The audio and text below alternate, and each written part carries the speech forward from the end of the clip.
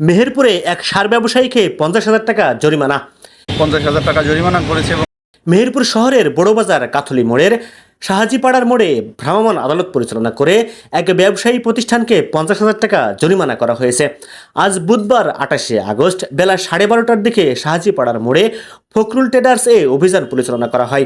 সরকার নির্ধারিত মূল্য উপেক্ষা করে অধিক মূল্যে সার বিক্রয় করা ও সঠিক মূল্য তালিকা প্রদর্শন না করার অপরাধে প্রশাসনিক ব্যবস্থা হিসেবে ফখরুল ট্রেডার্স নামের একটি সারের দোকানের কাছ থেকে 50,000 টাকা জরিমানা আদায় করা হয়। আদালত পরিচালনা করেন জাতীয় ভোক্তাধিকার সংরক্ষণ অধিদপ্তর মেহেরপুর জেলা কার্যালয়ের সহকারী পরিচালক সজল আহমেদ।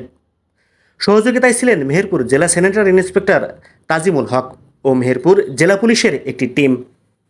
এ সময় ভোক্তাধিকার সংরক্ষণ আইন 2009-এর ক 40 ধারায় অপরাধী সাব্যস্ত হওয়ায় ফখরুল ট্রেডার্সের স্বত্বাধিকারীকে 50,000 টাকা জরিমানা করা হয়। মেহেরপুর বড়বাজার এলাকাতে আমরা বেশ কিছু প্রতিষ্ঠান তদারকি করি। এ সময় একটা সারের প্রতিষ্ঠান, সারের ডিলার, তো উনি সরকার নির্ধারিত দামের থেকে অতিরিক্ত দামে সার বিক্রয় করছিলেন। সেটার কিছু প্রমাণ আমাদের কাছে ছিল। তো আজকে আমরা তদারকিতে গিয়ে সে প্রমাণগুলো পাই এবং সেখানে দেখা যায় যে 1350 টাকার টিএসপি সার তারা বিক্রি করছেন 1950 টাকায়।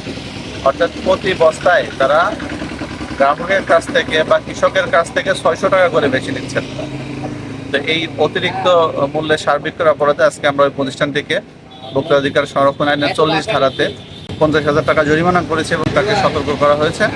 ভবিষ্যতে এ ধরনের কাজ করলে আরও কঠোর আইনানুগ ব্যবস্থা আমরা গ্রহণ করব এবং এই অতিরিক্ত দাম নেওয়া বা ক্রেতা ঠকানো, সেই সাথে নকল ভেজাল পণ্য বিক্রয়ের বিরুদ্ধে আমাদের অভিযান চলমান থাকবে।